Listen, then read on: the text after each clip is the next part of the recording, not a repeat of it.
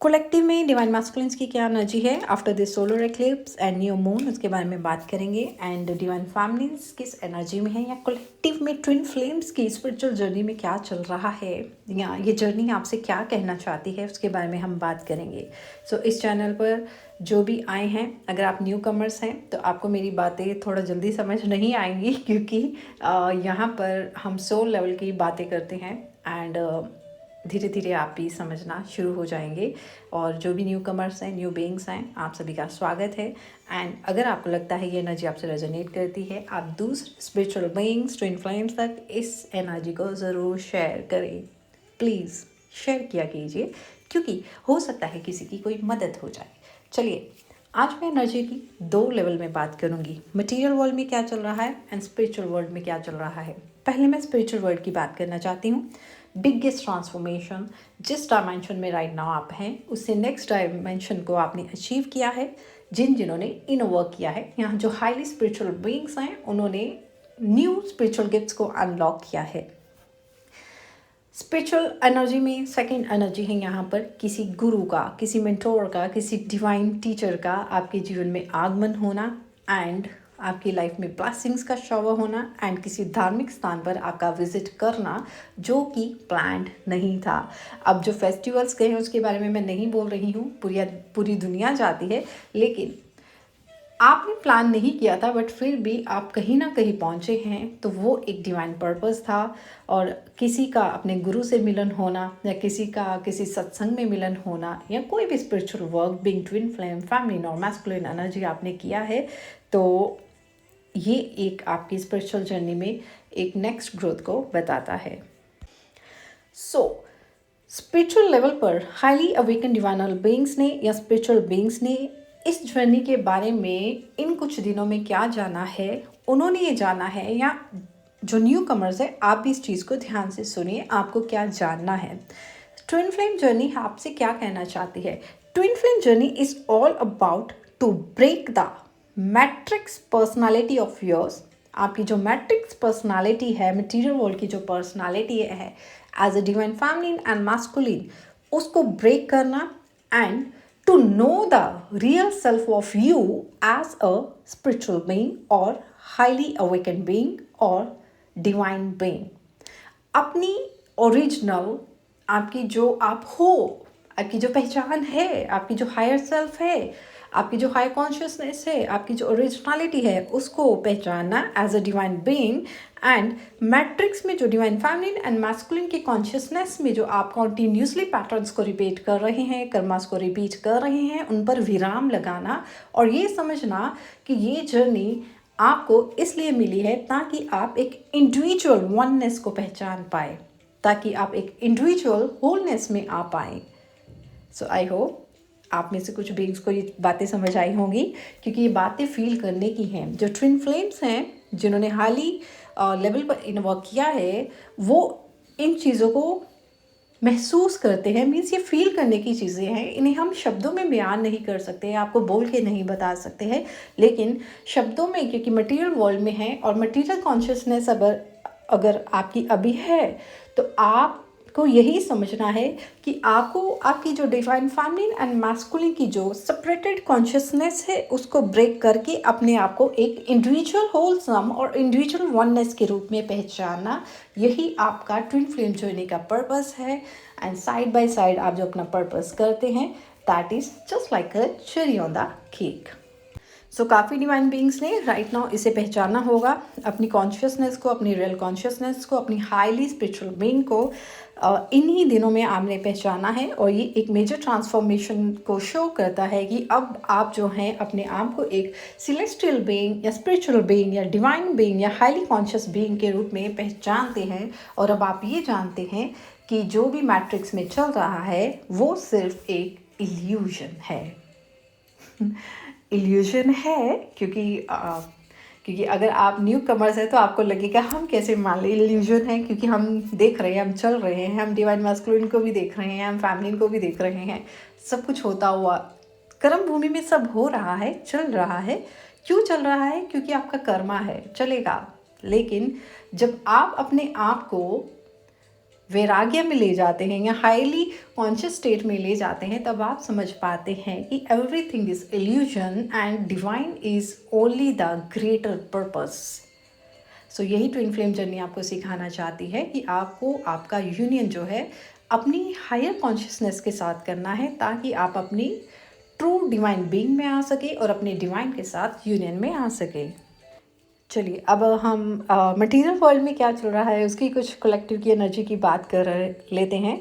इसमें बेसिकली आज मैं डिवाइन मास्कुलिन की कलेक्टिव की एनर्जी लेके आई हूँ, क्योंकि ज़्यादातर काम यहाँ पर डिवाइन मास्कुलिन्स पे चल रहा है और यहाँ पर एनर्जी चल रही है राइट नाउ हर्मिट की, मून की, डीप इमोशनल टर्बुलेंस की, यहाँ पर टेम्परेंस की एनर्जी है, एम्परर की एनर्जी है एंड यहाँ पर जस्टिस की एनर्जी है। डिवाइन फैमिलिन्स की अगर मैं बात करूँ, डिवाइन फैमिलिन्स जो हैं उन्होंने काफ़ी वर्क किया है, बैलेंस्ड है, बट क्योंकि वो कहीं ना कहीं कलेक्टिव का एनर्जी पिक करते हैं या अपने डिवाइन काउंटर पार्ट का पिक करते हैं, तो इम्बैलेंस क्रिएट होता है एंड कहीं ना कहीं जाकर बीच में आपको अर्ज होती है कि जाके एनर्जी चेक किया जाए डिवाइन मैस्कुलिन कहाँ पहुँचे या कहाँ तक उनका वर्क पहुँचा। लेकिन ये आपको नहीं करना है। डिवाइन मैस्कुलिन और फेमिनिन आप ही हैं और आपको इसी जो मैट्रिक कॉन्शियसनेस है उसको ब्रेक करना है और अपनी स्पिरिचुअल कॉन्शियसनेस में आना है, इन सिंपल वर्ड्स। चलिए अब हम बात करते हैं डिवाइन मास्कुलिन्स की। डिवाइन मास्कुलिन्स यहाँ पर हो सकता है कलेक्टिव में सेपरेशन क्रिएट किया हो एंड एम्पर की एनर्जी जो मटेरियल लेवल पर आपको दिखती है कि ईगो दिखा रहे हैं, बात नहीं कर रहे हैं या सेपरेशन क्रिएट कर रहे हैं या कोई आपको साइन नहीं दे रहे हैं, तो यहाँ पर ये हमें क्या बताता है? ये तब होता है जब दोनों काउंटर पार्ट जो हैं वो फोर्सफुली यूनियन में आना चाहते हैं या फोर्सफुली रश करते हैं। अभी आपकी कर्मा डेप्थ्स पेंडिंग है, अभी आपके बहुत सारे काम पेंडिंग हैं या अभी बहुत सारा इनर वर्क करना पेंडिंग है, बट आप जो है फोर्सफुली जो है यूनियन को अचीव करना चाहते हैं, तो वहाँ पर कहीं ना कहीं सोल लेवल पर दोनों काउंटर पार्ट जो है अपनी एनर्जी को विड्रॉ करते हैं।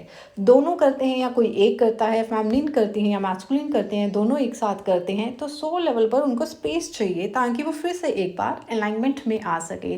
तो यही राइट नाउ डिवाइन मैस्कुलिन्स जो हैं वो कर रहे हैं। सो कलेक्टिव में डिवाइन मास्कुलिन्स जो हैं हो सकता है वो सेपरेशन में है या ऑन एंड ऑफ सिचुएशन में हो सकते हैं या ज़्यादा बात नहीं कर रहे हैं, क्योंकि राइट नाउ वो इंट्रोस्पेक्शन करना चाहते हैं, अपने ऊपर काम करना चाहते हैं। उन्होंने हो सकता है अपनी एनर्जीज को विड्रॉ किया है, वो इसलिए किया है ताकि वो फिर से आपके साथ एक बार अलाइनमेंट में आ सके और यहाँ पर एक तरह का अगर रनर चेजर पैटर्न फिर से क्रिएट हुआ है तो वो यहाँ पर जो है बंद हो सके। यहाँ पर डिवाइन मास्कुलिन हो सकता है साइलेंट हो सकते हैं, क्योंकि यहाँ पर वो चाहते हैं कि आप भी अपनी लाइफ पर फोकस करें। कौन से काम आपके पेंडिंग है जो आपको करने हैं, या आपका बीइंग स्पिरिचुअल बीइंग आपके क्या काम है वो आपको इनर वर्क जो भी करना है आप उस पर फोकस करें एंड सॉलिट्यूड को एम्ब्रेस करें।